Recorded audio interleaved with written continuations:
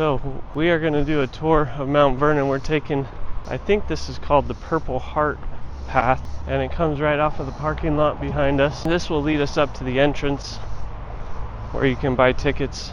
On our left up here you'll see a monument to the Purple Heart.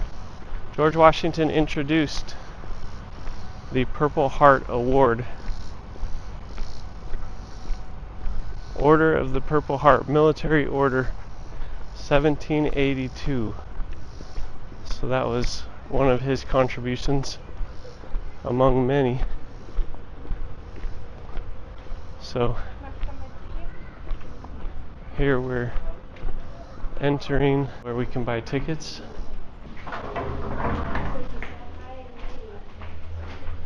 It takes about 3 hours to see everything here. This may be all we do today, but we're in the visitor center right now, and looks like they have a replica of the house over there, have a place you can take pictures over here, and they have the map of the residence.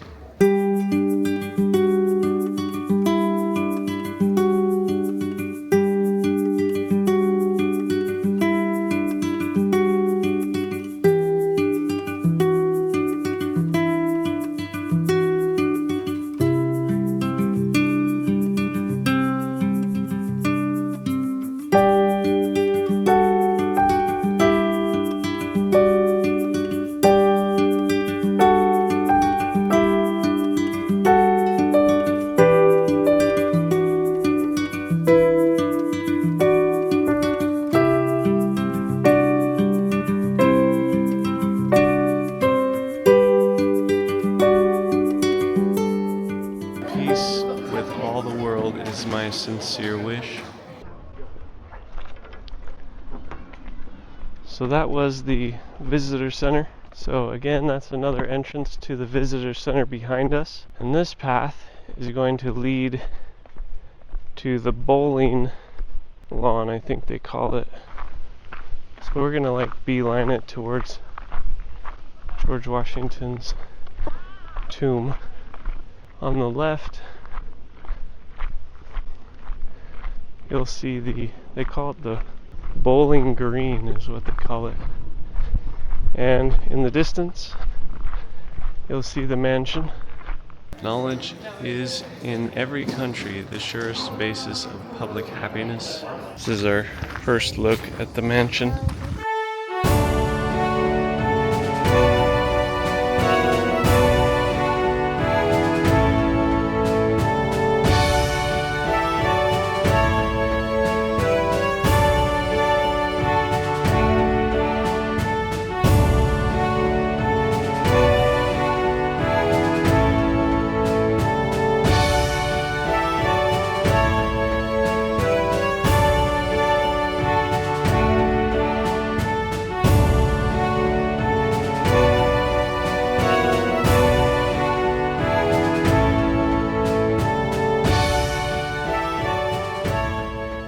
The love of my country will be the ruling influence of my conduct. George Washington hosted people here at great expense.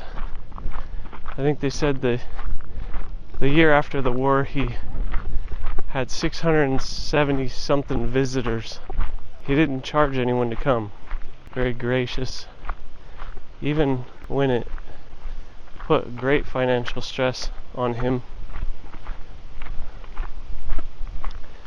But we're going to try to make it to his tomb. Washington had this tomb created in his will, and we'll just get a brief glimpse of his sarcophagus. Here on the right is George Washington, and that's his wife on the left. Other family were buried here, and that is what the obelisks represent. Interestingly, George Washington was provided a tomb by the builders of the United States Capitol building. If you're ever in Washington, D.C., you can tour that building for free, and the first stop On the current tour is what they call the crypt. It's a circular room with columns, and in the center there's a star, a marble star, and underneath the star there's actually a tomb, and that tomb was intended for George Washington. And on our left currently is a representation of his orchard. You can see there's some apple trees with green apples and other trees. I know they had cherry trees. We just heard recently they've been doing some excavation on part of his home, and they found 30 something bottles of cherries. On our right we passed what they call the old tomb. It was the tomb that existed when Washington died, and in his will he had the other tomb built. We're moving pretty quickly through here. I'm getting a little bit out of breath, and you probably can't tell from the camera, but this is a hill we're walking up, so our calves are burning a bit. Again, on the right there's an ice house. This is where they didn't have refrigerators back then, so they had blocks of ice that they would gather in the winter and try to store through the summer, and they would keep them in insulated rooms, and then they would pull out blocks to keep their meat and other things stored. There's some houses on the left here. On our right we're gonna come up to the actual mansion. We have starting with the kitchen, and then a full view of the mansion. It looks like it's built from stone, but it's actually wood, and the wood has been covered with a sand plaster and gives it the look of stone, but it's actually not stone. It is quite beautiful though, and they say that whatever technology they used to make those boards did quite a good job preserving the wood. So on our left we have other houses, Salt House, Gardener's House. I can truly say I had rather be at Mount Vernon with a friend or two about me than to be attended at seat of government by the officers of state and their representatives of every power in Europe. I have to say that I'm extremely disappointed with the way that Washington's history is being told here. We went into the church here. They had a sign that said, "Come in, we have AC." And there was an actor there who was portraying Washington's assistant. I asked him, why was Washington one of the greatest men to ever live? And he didn't have an answer. He then... Oh, he had an answer. What was it? It was like he was decent, but then he did some horrible things. That was the answer from one of the greatest men who have ever lived on this planet. A man whose life led to liberty for all men and the founding of one of the greatest nations in the history of this earth, who gave his own life for his country. The vast majority of his life was spent in the service of his country, and his answer was that, he did some good things, but he was a man and had flaws. I mean, yeah, we're all men, okay? Nobody thinks that George Washington was the savior, but George Washington, I will argue, was one of the greatest to have ever lived. And the fact that we don't get that story when we come to his legacy is a tragedy of epic proportion. And they use the word, I've heard it multiple times here, peaceful transfer of power. That's a buzzword these days. But what really he did is he could have become a king, and he wanted liberty more than power. And there's not many people in the world who would have done that. King George said he is one of the greatest to have ever lived, and I agree. And I wish we told that story better when we're here instead of mentioning that he had slaves every second. Constitution is the guide which I never will abandon. What we just passed on the left was the greenhouse and slave quarters. They have a lot of information about the slaves here. And you can't quite capture the full picture of this place in video. Even VR does a better job, but this is still somewhere I hope people continue to come for generations. The estate was originally 8,000 acres, and the mansion was built on a parcel of only 500 acres. So I'll let you go first. As you enter, you see one of the most prized possessions of the museum, which is a bust of George Washington. It was created by French artist Jean-Antoine Houdin, and he actually sculpted it here. I do like the look of Washington in that bust. In the museum there's various artifacts, some that they've found since during excavations. They even have a Gumby that was found after 1957, a brownie ring, so different things that they found. There's a model of the house. This room talks a little bit about renovating and restoring. It's not easy to restore a building like this. This is one of my favorite paintings. Here we have original artwork from the mansion. They keep it in the museum because it's easier to preserve.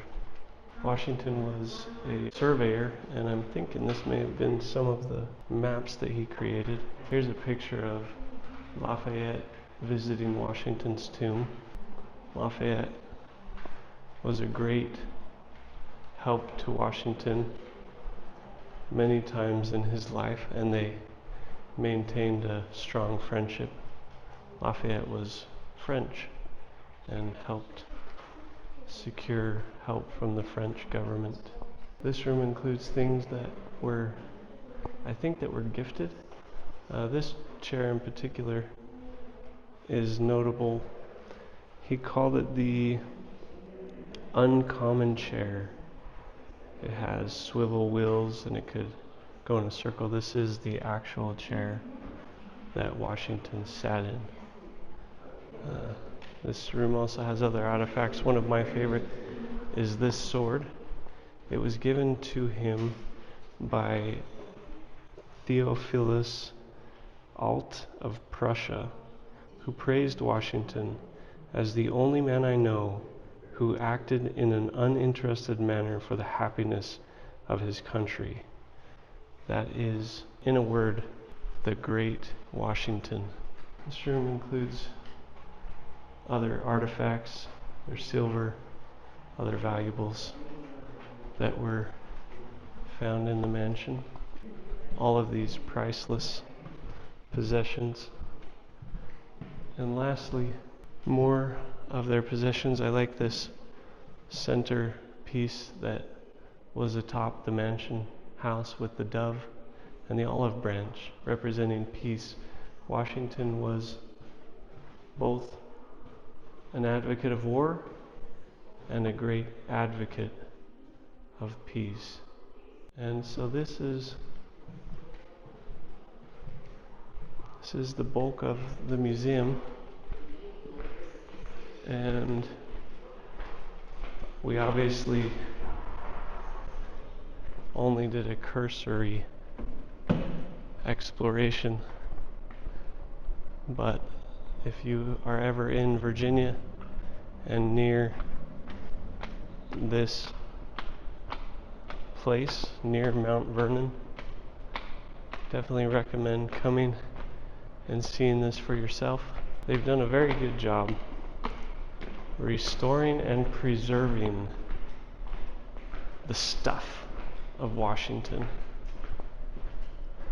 However, they've done an insanely poor job of preserving the story. Liberty, when it begins to take root, is a plant of rapid growth. I hope we learn to do more to preserve the story of Washington and not just the stuff of Washington. And I'll share a couple Other facts: the name of this place is called Mount Vernon. Obviously, it was named after British Admiral Edward Vernon, and it's kind of fun to think that the Admiral may not have been too happy with the result of Washington's life. Although I hope the great Admiral would cherish this fighting against tyranny. Thank you. Exit out into the next building to the right. Okay. Yep. Yep. Other facts: the architectural influence for the mansion is an example of Palladian style architecture, which was popular in the 18th century. One other thing of note is that Washington actually implemented various agricultural innovations, such as crop rotation. And we didn't get to see it, but a 16-sided barn that he used to thresh wheat with horses. So yeah, this usually you can go out the front door, but they directed us through the gift shop. And they also have a cafeteria in the back. So this is the home of the great Washington. Thank you for tuning in to our tour. We will continue to post videos like this of notable places in America, and please comment below if there's a place that you would love to see but you can't get to. We would love to go there and film a virtual reality video of it so that you can go to the places that you wish you could see. All for free on YouTube. All we ask is that you subscribe and like and comment where you would like us to go. So with that, thank you for tuning in. This is Ben, signing out.